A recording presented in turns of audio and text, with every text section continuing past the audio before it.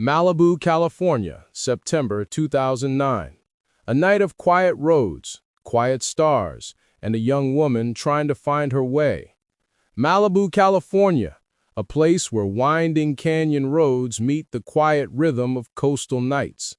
A landscape of ocean air, steep hillsides, and silence after dark. But in 2009, those same canyons would hold a mystery that still echoes through the community. A story that begins gently, almost unnoticeably, before shifting into something far more haunting. Some disappearances begin with a single decision, a moment so small it barely seems like a turning point, until everything changes. In September 2009, a young woman was released into the night without her phone, her wallet, or her car, and vanished into the darkness of the Malibu Canyon. What followed became one of California's most haunting mysteries, a timeline of unanswered questions, disputed decisions, and a family searching for the truth. This is the story of Mitrice Richardson. The night air along Pacific Coast Highway carries a kind of stillness, the kind that makes each passing car feel like an isolated event. It was here, along this strip of coastline known for celebrity homes, seaside restaurants, and dramatic cliffs, that 24-year-old Mitrice Richardson arrived on the evening of September 16th. A normal Wednesday for most, but for Mitrice, the hours ahead would mark the beginning of a chain of events that no one close to her could have predicted. She was young, educated, full of potential, and moving through her life with quiet determination. Friends describe her as warm and engaging, someone who drew people in with kindness and intelligence. Her family remembers a woman with goals, a steady routine, and a future she was working toward with discipline and heart. But in the days leading up to that night, there were subtle signs, moments of confusion, moments of concern that suggested something was shifting beneath the surface. Nothing dramatic, nothing documented as a crisis, but a pattern noted by people who loved her. On this September evening, those small concerns would drift into a larger story, one that grew more complicated as each hour passed. From a restaurant perched above the ocean, to a sheriff's station tucked in the quiet canyon, to a release into the darkness just after midnight, every step created a timeline that would be examined, questioned, and revisited for years. This is not a story of blame nor of speculation. It is a story built on documented facts, public records, and the riser of questions that continue to surround this case. It is a story about a family seeking clarity, investigators retracing difficult terrain, and a community still trying to understand how a young woman could vanish so completely from a place so close to home. Tonight, we begin at the very start, in a coastal community that never imagined it would become the center of a mystery stretching far beyond its borders. We follow the timeline, the evidence, the search efforts, and the lingering uncertainty that remains. We honor the life of Mitrice Richardson and the journey her loved ones have taken in the years since. And so, the story begins with a quiet night, a familiar coastline, and a young woman stepping toward a moment that would change everything. Mitrice Lavon Richardson was born on April 30th, 1985, and grew up in Southern California, surrounded by a family that loved her deeply. She was raised with structure, encouragement, and a sense of independence that showed itself early in her life. Friends and relatives remember a young woman who stood out, not because she tried to, but because she had a quiet, natural brightness. She listened closely, she cared deeply, and she carried herself with a warmth that people gravitated toward. Her childhood was steady, shaped by school, by activities, and by a network of relatives who supported her. She was known for her discipline in the classroom, her athletic spirit, and a calm but confident presence. Over time, These qualities guided her toward bigger goals, and by her early 20s, she was already building a foundation for a life she hoped would be meaningful, stable, and successful. Academically, she excelled. She attended Cal State Fullerton, where she earned a bachelor's degree in psychology. Professors recalled a committed student, someone who showed interest not just in the subject matter, but in the deeper motivations behind behavior, emotion, and human connection. Psychology wasn't just a major for her. It was something she understood intuitively, something she approached with empathy and curiosity. During college, she balanced her coursework with responsibilities at home, part-time jobs, and a social life built on trust and positivity. She was known for her sense of humor, her thoughtful nature, and the confidence she felt as she started to imagine her future. She spoke about pursuing her master's degree. She spoke about working with children. She spoke about the possibility of a career that combined service and psychology. These were aspirations spoken with clarity, not as distant dreams, but as goals she was steadily moving toward. Her family describes her as dependable, responsible, and grounded. They often recalled how she stayed connected, how she checked in, how she balanced work, relationships, and personal ambitions. She had a close relationship with her mother, with her stepfather, and with the relatives who shaped her throughout her life. There was love, there was support, there was consistency. But like many adults in their mid-20s, she was also navigating growth, challenges, and transitions. She worked as a dancer and entertainer at a club in Long Beach, a job that provided financial support as she considered her next academic steps. She also lived independently, maintained friendships, and kept herself moving forward. She was finding her place, piece by piece. In the weeks before September 2009, those closest to her began noticing small changes. Nothing dramatic, nothing that created alarm at first, but gradual shifts in mood, language, and behavior. Some described her as more energetic than usual, more expressive, more philosophical. Others recalled moments where she seemed distracted, thoughtful, or caught up in her own internal world. These were subtle things, glimpses, passing observations, small notes in hindsight that later carried more weight. There were documented indications of possible emotional strain, moments that suggested she might have been experiencing a period of internal conflict or instability.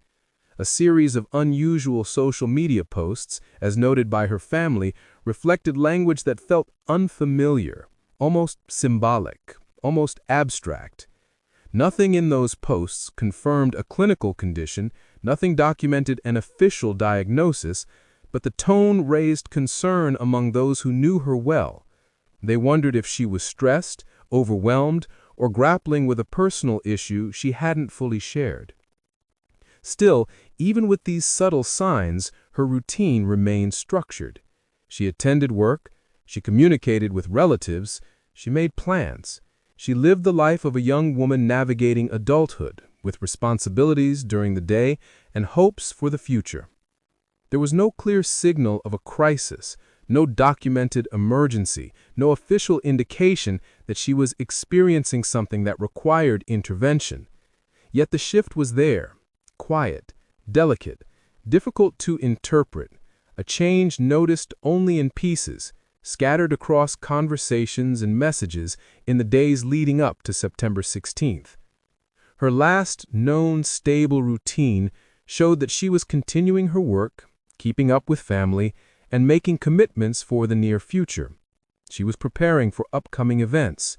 She was showing interest in future studies. She was telling loved ones about her goals. On the surface, her life was steady, structured, and moving forward.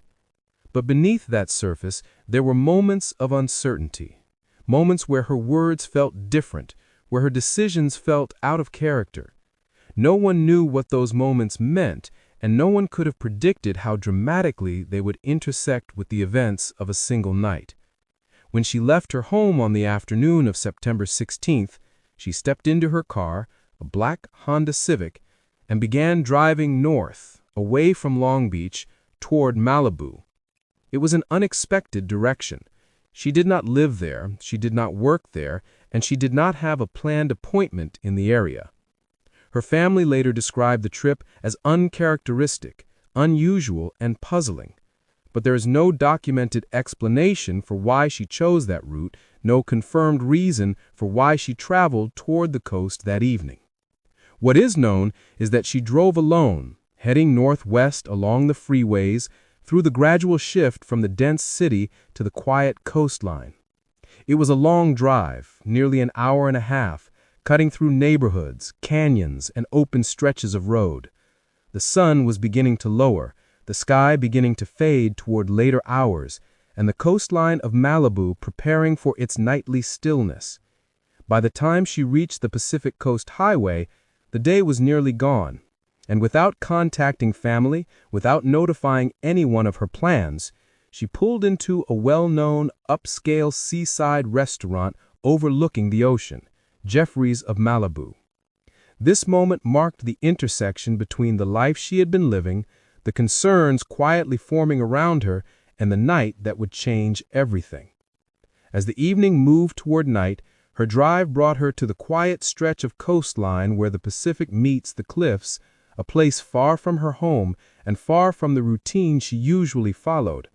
Without announcing plans, without giving anyone a sense of why she had come to Malibu, she guided her car toward a well-known restaurant perched above the ocean. The sun had already faded, the sky settling into the deep calm of coastal darkness, and the hours ahead would become the final confirmed moments before the long chain of events that would follow. In this setting, with the ocean below and the rugged canyons rising behind her, her path led toward the next turning point in her story, the moments inside Jeffrey's Malibu restaurant that would soon draw public attention, raise questions, and shape one of California's most widely discussed missing person cases. The evening of September 16, 2009, settled quietly over the Malibu coastline, the kind of calm night where the ocean moved in slow, steady rhythms and the hills above the highway held their usual stillness. Along Pacific Coast Highway, headlights drifted by in occasional streams, leaving brief reflections across the restaurant windows perched above the water. It was here, at Jeffrey's Malibu, that 24-year-old Mitrice Richardson arrived, marking the beginning of the final documented sequence of her movements. The restaurant was known for its ocean views, its elevated patio seating, and its quiet, upscale atmosphere.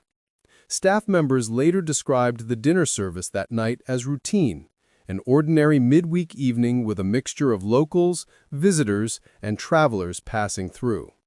But when Mitrice walked in, something about her demeanor immediately stood out. Her behavior was recorded in official statements and witness accounts, describing a pattern that felt unusual, unfamiliar, and difficult for staff to interpret in the moment. She entered alone, walking past the bar area and into the dining space overlooking the water.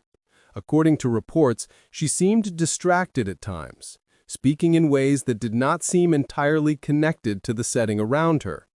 Some employees described her as behaving erratically, while others recalled that she appeared calm but disorganized in her thoughts. These observations were documented after the fact, as staff recounted the moments leading up to what would become a critical call for assistance. Inside the restaurant, she ordered food, engaged briefly with those nearby, and moved between seats during her time there. Her behavior was not threatening, and it was not described as aggressive. Instead, it created concern because it appeared inconsistent, unusual, or out of context with the environment. Some witnesses said she spoke about ideas that seemed abstract or unrelated to the setting. Others noted that she appeared to be in a state of confusion. When the bill arrived, a new concern emerged. She was unable to pay for her meal. Staff attempted to resolve the situation, asking if she had a wallet or a method of payment. She did not have cash, she did not provide a card, and she told the restaurant that her belongings were in her car. But when employees walked with her to retrieve them, the items needed to settle the bill were not found. This led to further worry, not only about the payment issue, but also about her overall state. At this point, the staff made a decision documented in restaurant reports. They contacted the Lost Hills Sheriff Station requesting deputies to respond. Their primary concerns were the unpaid bill, the confusion surrounding her belongings, and the unusual behavior they had observed throughout the evening. The call was placed, and shortly afterward, deputies arrived at the restaurant. When law enforcement entered the scene, they spoke with staff, reviewed the situation, and approached Mitrice. According to official records, deputies interacted with her for an extended period, attempting to assess her condition. They noted the same unusual behavior described by the restaurant employees, and they examined the circumstances surrounding the unpaid bill. They also searched her vehicle, parked near the restaurant. In the car, deputies found a small amount of marijuana, which was documented in the reports from that night. Based on the totality of circumstances, the inability to pay the bill, the marijuana discovered in the vehicle, and the behavioral observations, deputies made the decision to take her into custody. This action was recorded as a lawful arrest for suspicion of defrauding an innkeeper and possession of marijuana. Witnesses stated that she did not resist, and there were no notes of physical struggle or aggression. She was cooperative during the process, though still displaying behavior that appeared inconsistent or confused. The decision to arrest her meant that she would be transported to the Lost Hills Sheriff Station, approximately 6 miles inland, located deep within the Malibu Canyon area. Deputies conducted the standard procedures required for taking a person into custody, including securing her vehicle, informing the restaurant that the situation would now be handled by law enforcement, and preparing her for transport. As she was escorted to the patrol vehicle, the coastal air had grown colder, and the canyon winds were beginning to sweep down toward the highway. The night had fully settled over Malibu, shifting from the last traces of twilight into full darkness. The road toward Lost Hills stretched through winding terrain, the station placed in an isolated area where the canyon narrows and the landscape turns rugged.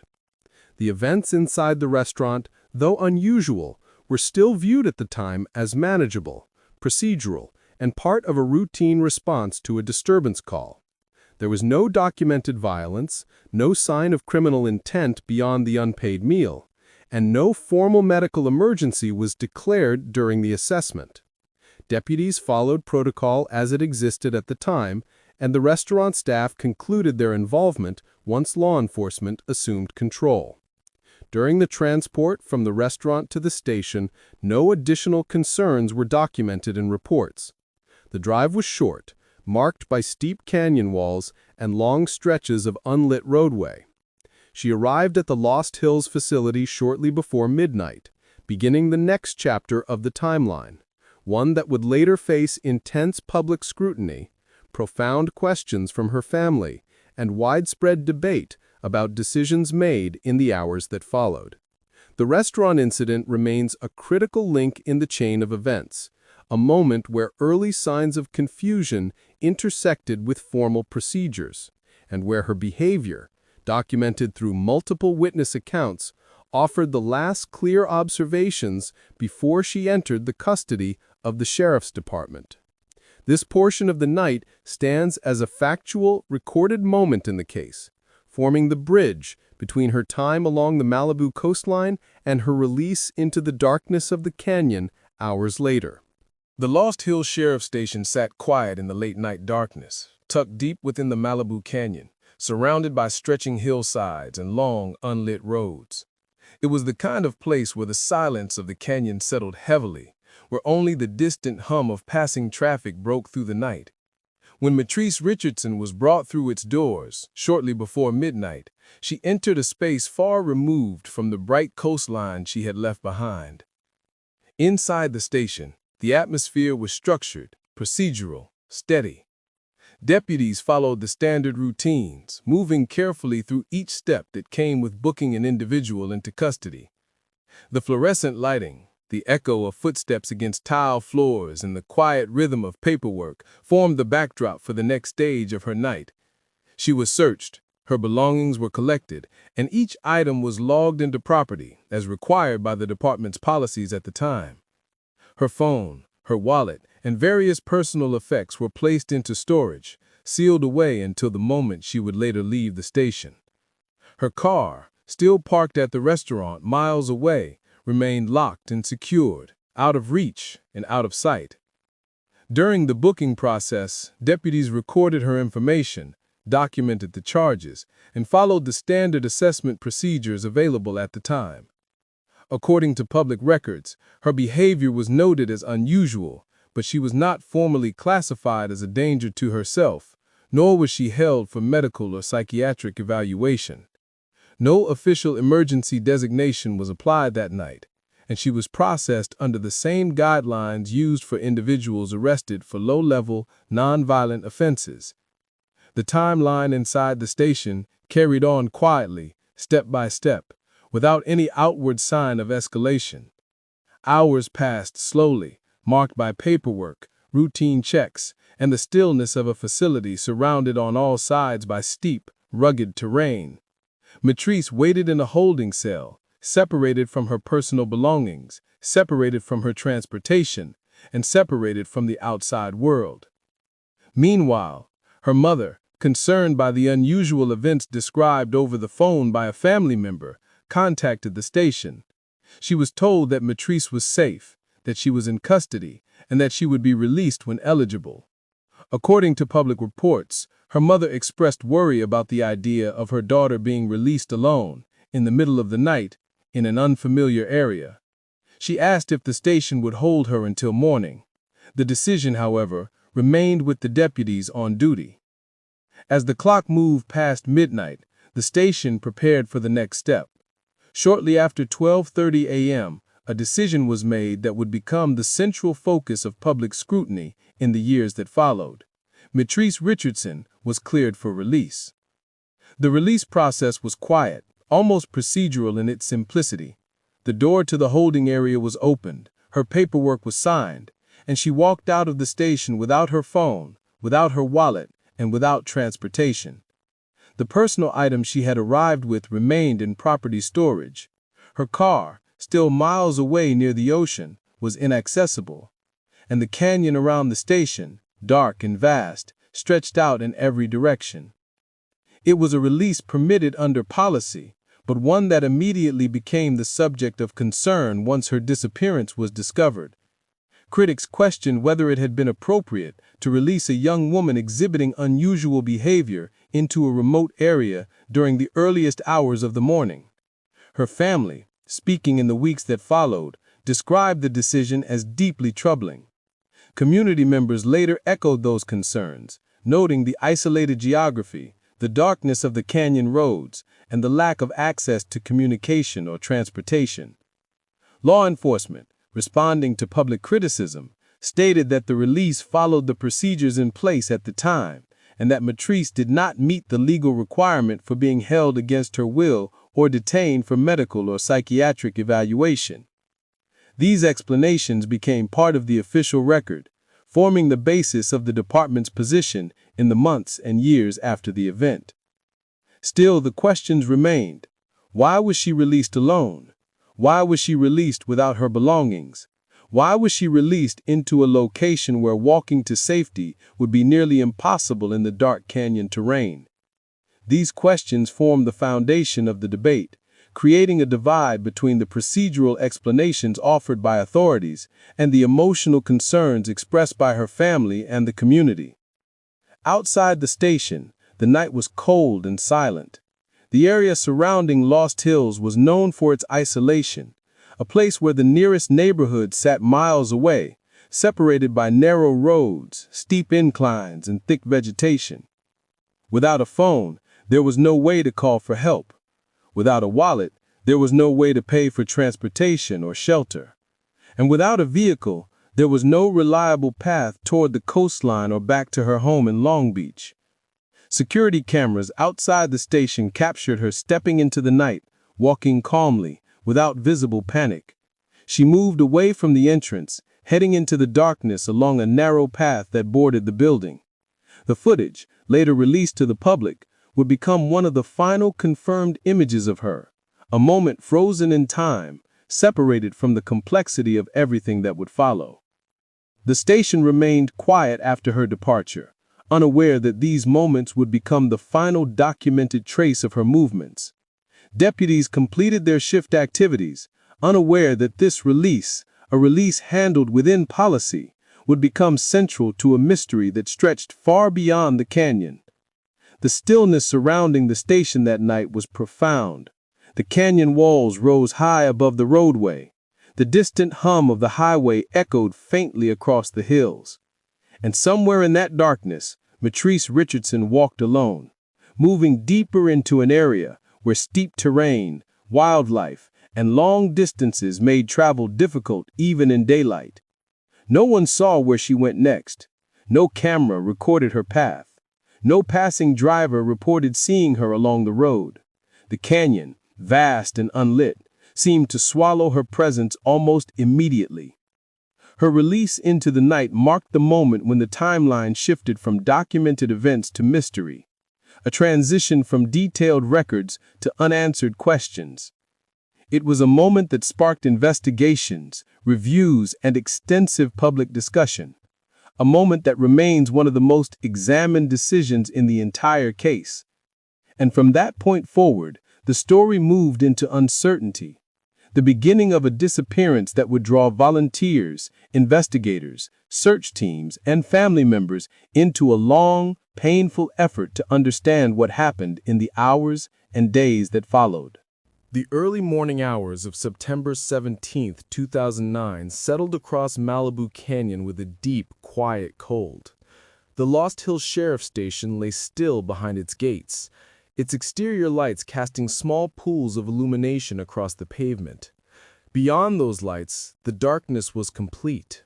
The surrounding hills rose like silent silhouettes, steep, rugged, unfolding into miles of wilderness and winding roads. And into that landscape, Mitrice Richardson walked alone, without her belongings, without transportation, and without any clear path towards safety. The hours that followed her release remain largely unrecorded, a stretch of time where confirmed details disappear into silence. For a period, the canyon held no witnesses, no reports, no sightings. The night remained vast, and the environment around her, heavy with shadow, scattered with thick brush, and alive with nocturnal wildlife, became the backdrop for a mystery that continues to endure. As dawn approached, the stillness of the canyon gradually shifted. Sunlight moved slowly across the hillsides, revealing steep slopes, narrow trails, and dense greenery. The daylight brought clarity to the landscape, but it offered no immediate answers. Mitrice did not return home. She did not call anyone. No contact was made with friends or family. Her whereabouts remained entirely unknown. It was later that morning, in the small, secluded community of Montanido, that the first and only confirmed sighting after her release was reported. A homeowner living in a quiet residential area surrounded by heavy trees and winding pathways noticed a woman in the backyard at approximately 6:30 a.m. The woman was described as thin, calm, and quiet. She was identified as matching the appearance of Mitrice Richardson. According to the homeowner's statement, the woman said nothing threatening, made no attempt to enter the home, and did not seem distressed, yet her unexpected presence created concern. The homeowner observed her for several moments, then contacted the Lost Hills Sheriff Station to report what he had seen. Deputies were dispatched to the area, navigating through narrow canyon roads lined with thick vegetation and scattered homes. When they arrived, they searched the immediate surroundings, walking the property, checking pathways, calling out into the wooded areas nearby. But by the time they reached the location, the woman who matched Mitrice's description was gone. She had moved away from the property quickly and quietly, leaving no trail and no further sightings.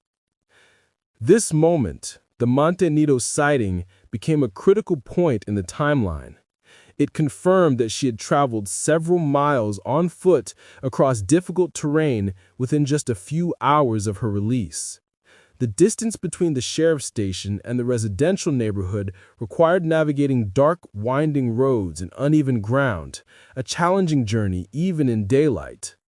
That she had reached the area on foot raised further questions about her condition, her direction, and what she may have been experiencing in those early hours. After deputies completed their check of the area, no additional calls came in. No neighbors reported unusual activity. No drivers mentioned seeing a pedestrian along the canyon roads. The hours slipped into late morning, then early afternoon without a single confirmed trace of her. By midday, the absence of communication grew increasingly troubling for her family. As the day continued, her loved ones tried repeatedly to reach her. Phone calls went unanswered. There were no messages, no signs of activity, no indication that she had returned to her vehicle at the restaurant. Concern escalated rapidly. By the time the sun began to set that evening, the situation had shifted from confusion to alarm. On September 17th, the family officially reported her missing. The missing person report marked the beginning of an intensive search that would grow in scope and urgency over the following days. Law enforcement initiated their procedures, gathering details from the restaurant, from the station, and from the Montanito homeowner. Flyers were created and circulated. The media began to pick up early information about the case, highlighting the unusual circumstances surrounding her disappearance. As the days passed, volunteers joined the effort. Search teams moved through Malibu Canyon on foot, working across steep ridges, dry creek beds, and dense clusters of oak and chaparral. The terrain was difficult, sometimes dangerous, with sudden drops, hidden holes, and brush so thick it concealed visibility within just a few steps. The environment forced careful movement, measured progress, and continuous caution. Helicopters scanned the canyon from above, their flight paths sweeping over large expanses of land, searching for any sign of clothing, footprints, or movement. Dogs were brought in to track possible scents, navigating trails that wound between boulders and along narrow ledges. Deputies, volunteers, and trained search crews worked in coordination, covering grid after grid, each section carefully marked and recorded. Despite the extensive efforts, days became weeks with no confirmed trace. The disappearance captured increasing public attention, particularly as the unusual sequence of events, the restaurant, the arrest, and the release, and the final sighting became known. News outlets covered the developing story with caution, outlining the facts while raising questions that reflected the concerns of the community. Her family remained deeply involved, organizing their own searches, speaking to the press, and working tirelessly to keep her name visible. They retraced areas around Montanito. They returned to the sheriff's station. They walked through trails, open fields, and rural areas stretching miles beyond the canyon. Each day brought renewed hope for a discovery, and each night brought deeper uncertainty. Community members joined, moved by the circumstances and the growing urgency. People who had never met her formed search groups, walked unfamiliar terrain, and scanned the hillsides for anything that could help bring answers. The canyon, while beautiful, proved to be a formidable challenge, a landscape layered with height, distance, and natural obstacles that slowed progress at every turn. As weeks turned to months, the case shifted from an active search toward long-term investigation. Her disappearance was no longer just a local story. It had become a subject of statewide attention, a case discussed in public forums, news broadcasts, and community meetings. The circumstances, the unanswered questions, and the lack of physical evidence created an emotional weight that spread far beyond the Malibu region. Her family continued pushing forward, refusing to allow her case to fade. They contacted agencies, requested updates, and advocated for ongoing search efforts. They held events, created awareness campaigns, and worked with volunteers who remained committed to finding answers. The emotional toll was profound, but their determination remained steady.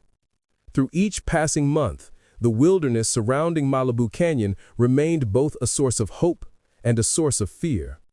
Hope that she might be found, and fear that the rugged landscape had concealed something crucial. The canyon's vastness, its ridges and ravines, and its remote areas rarely traveled by hikers, made the search extraordinarily complex. By the time winter faded into spring, and spring moved into the summer of 2010, the case had reached a stage of deep uncertainty. The disappearance of Mitrice Richardson remained unresolved, the timeline held only by a few documented points, and the questions surrounding her final movements continued to linger. And then, nearly a year after she walked out of the Lost Hills Sheriff Station, a discovery in a remote area would shift the direction of the investigation once again, bringing forward new questions, new debates, and new challenges in the search for truth. Nearly 11 months passed between the morning she was last seen in Montanito and the moment when hikers in the remote hills of Malibu would make a discovery that shifted the entire direction of the case. During that long stretch of time, the canyon landscape remained unchanged, vast, rugged, and silent. The seasons rose and fell across the terrain, covering the hills in heat and fog and the cool winds of winter and in the dryness of summer. No confirmed sightings emerged, no belongings were found, and no definitive evidence surfaced regarding where Mitrice had gone after leaving the station in the early hours of September 17th. The calendar turned to August 2010. In the deep interior of a wilderness area known as Dark Canyon, two park rangers were surveying land often visited only by experienced hikers. The area was remote, steep and covered in thick vegetation, with narrow trails and sharp drop-offs that made travel difficult. Even in daylight, the canyon was challenging. Dense sections of chaparral closed off visibility. Fallen trees blocked pathways. The terrain rose sharply in some places and descended into deep ravines in others. It was here, deep within this environment, that the rangers came upon something unexpected. In a secluded section of the canyon floor, partially concealed by brush and natural debris, they discovered human remains. The discovery was immediately reported to the Los Angeles County Sheriff's Department. Deputies, detectives, and forensic specialists made their way into the canyon, navigating narrow trails and steep inclines, moving carefully through the terrain until they reached the location described in the ranger's call. The remains were found in a state consistent with prolonged exposure to the elements. The area was extremely remote, far from established hiking paths and difficult to reach without deliberate effort. Investigators documented the scene thoroughly, recording the landscape, the placement of the remains, and the condition of the surrounding environment. Several items of clothing were present, and the distribution of the remains suggested natural processes had affected the site over time. The terrain itself offered explanations for many of the environmental factors, including wildlife activity and seasonal weather patterns that could have altered the placement and condition of the remains. In the days that followed the discovery, the family raised concerns about how the scene had been handled. These concerns were publicly described in interviews, community meetings, and reports. They questioned whether procedures at the recovery site had been conducted properly, and whether additional forensic evidence might have been gathered under different circumstances. These points became widely discussed in the public sphere, and they contributed to renewed scrutiny of the case. Authorities responded by stating that the recovery process followed standard field procedures appropriate for the environment, and that the location's difficult terrain influenced the approach taken during the investigation. Even so, the contrasting perspectives became part of the ongoing public conversation about the case, with many community members expressing that they felt the situation warranted a broader review. In the years that followed, certain aspects of the case were revisited by officials. Documents were reviewed, timelines were re-examined, and elements surrounding the initial disappearance continued to draw public attention. Reports of the final sighting in Montenegro, the decision to release her at night, and the difficulty of the terrain where she was found all fed into discussions, debates, and continued interest from journalists, legal experts, and advocacy groups. Some of the questions raised included whether additional search efforts in the early days might have changed the outcome, whether the remote area of Dark Canyon had been thoroughly examined during the initial searches, and whether her condition at the time of her release warranted different procedures based on policy guidelines. None of these questions resulted in formal accusations. Instead, they became part of a broader pattern of public inquiry, reflecting the desire for clarity and understanding.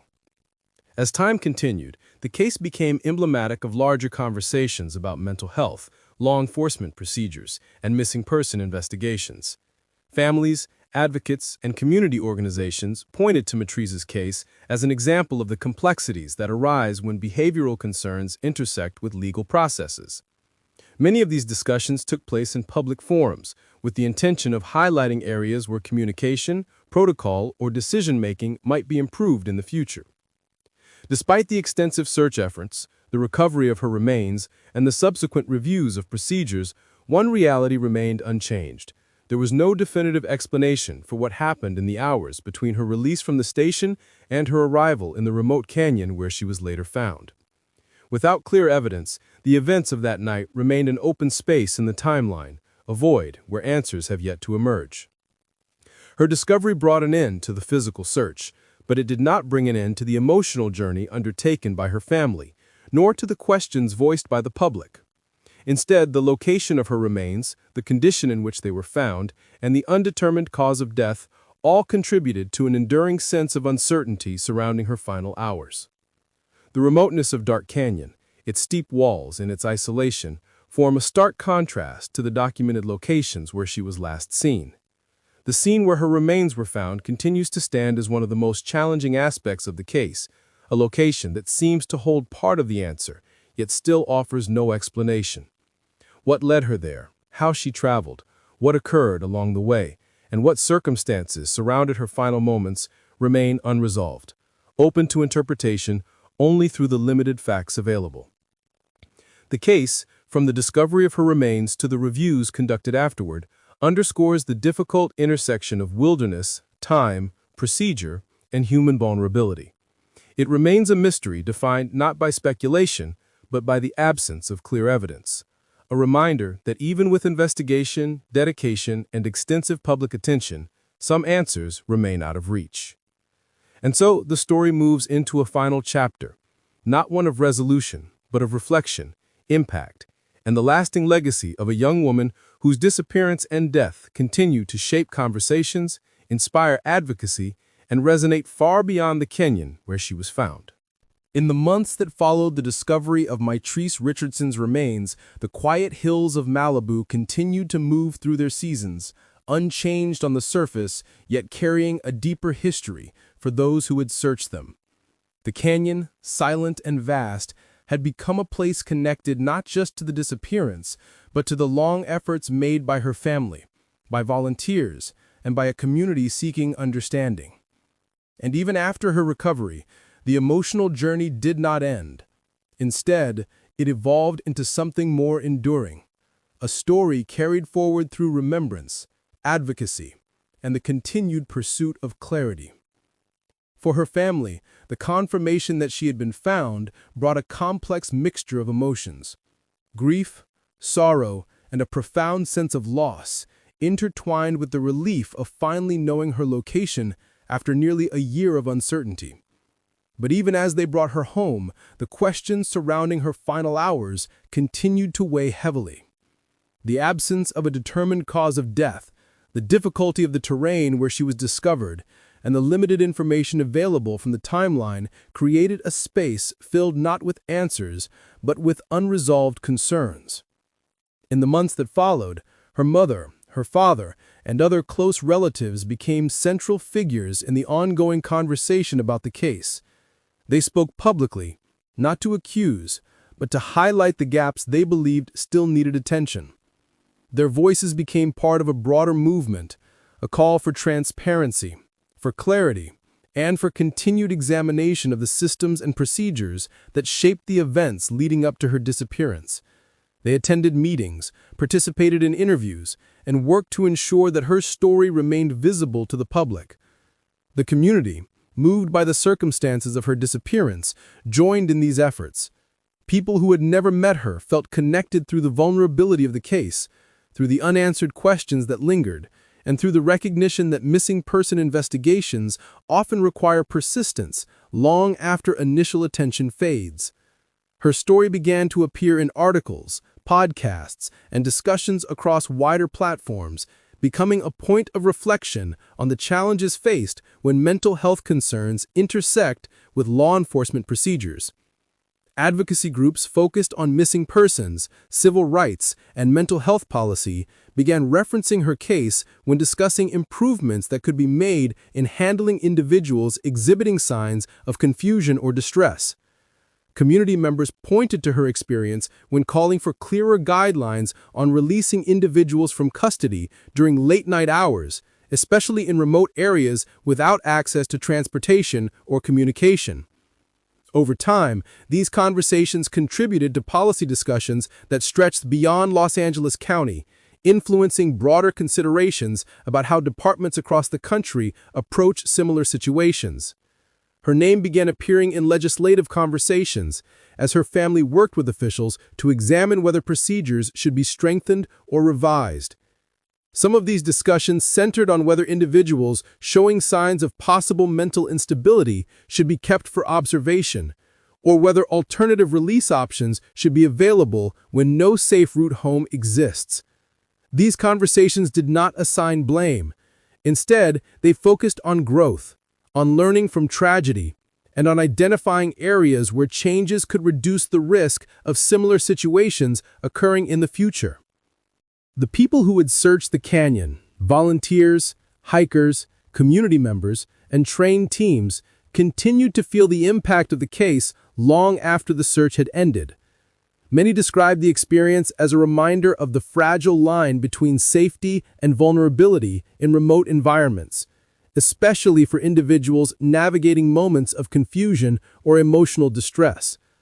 The rugged hillsides, once simply part of the Malibu wilderness, became symbols of resilience and remembrance, places where countless hours had been spent hoping for signs of her whereabouts. Her story also resonated deeply with families who had experienced similar losses. Across the country, people who had faced the disappearance of loved ones recognized the pain of uncertainty, the long months of waiting, and the need for clear communication during searches and investigations. Mitrice's case connected with these experiences, reminding many that hope, persistence, and community involvement remain essential, even when the landscape is vast and answers seem distant. Over time, memorials and gatherings were held in her honor. Some events were quiet and intimate, attended by those who had known her personally. Others were public, intended to raise awareness, foster conversation, and keep her story alive in the minds of those who might learn from it. These gatherings served as moments of reflection, places where her kindness, her intelligence, and her bright personality could be remembered beyond the timeline of her disappearance. Her legacy grew not only through public discussions and advocacy, but also through the personal memories held by her loved ones. Stories of her childhood, her college years, her dreams, and her vibrant energy remained alive in the voices of her family. They spoke about her curiosity, her sense of humor, her deep care for others, and the promise she carried into adulthood. These memories formed the heart of who she was, a reminder that she was far more than the circumstances that surrounded her final night. As time passed, public interest in the case did not disappear. Instead, it remained steady, resurfacing through anniversaries, updates, and documentaries that sought to explain the facts with sensitivity and completeness. The unresolved aspects continued to draw thoughtful attention, not for sensationalism, but because the gaps in the timeline represented a larger truth, that even with extensive records, dedicated investigators, and years of discussion, some cases remain partially cloaked and uncertainty. Her story became emblematic of the importance of preserving trust between communities and institutions, of maintaining clear communication during complex investigations, and of ensuring that every available step is taken to safeguard individuals who may be in vulnerable states. These reflections became part of a broader conversation, one that extended beyond geographic borders and touched those who advocate for mental health awareness, search and rescue resources, and missing person support networks. As the years continued, her family held close to their belief that transparency, advocacy, and open dialogue were essential in honoring her memory. They continued to speak her name, to push for improvements, and to ensure that the lessons from her case would remain visible to those responsible for making decisions that affect the safety and well-being of the public. Their efforts, grounded in love and perseverance, helped keep the story present in communities far beyond the canyon where she was found. Today, the impact of her case continues to echo. Individuals who hear her story reflect on the delicate moments that shape our lives, the vulnerabilities that can arise unexpectedly, and the ways in which communities can come together in response to uncertainty. Her story serves as a reminder of the value of compassion, the importance of awareness, and the need for systems that recognize and respond to complexity with care and clarity. And so, the legacy of Mitrice Richardson lives on, in policy discussions, in community conversations, in the memories of those who knew her, and in the hearts of those who searched for her. It lives on in the continued call for understanding, in the questions that remain, and in the hope that her story will inspire future improvements that protect others in moments of vulnerability. Her disappearance, her discovery, and the journey that followed have shaped a narrative far larger than the canyon where she was found. It is a narrative carried forward by loved ones who continue to seek answers, by community members who refuse to let her story fade, and by all who believe in the importance of remembrance. Her name continues to resonate because her story represents more than a case. It represents the enduring need to ask questions, to seek truth, to learn, and to honor those whose voices can no longer speak for themselves. And it represents the belief that no matter how much time passes, the pursuit of understanding must continue. Share this story. Keep her name alive, because someone, somewhere, knows what happened to Mitrice Richardson, and the truth is never meant to stay silent.